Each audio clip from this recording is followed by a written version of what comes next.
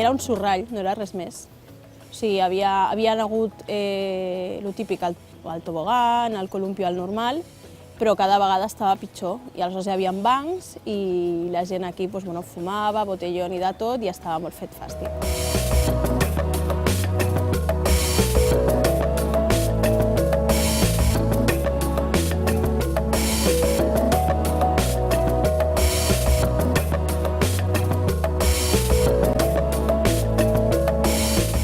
T'agrada, oi, Clàudia?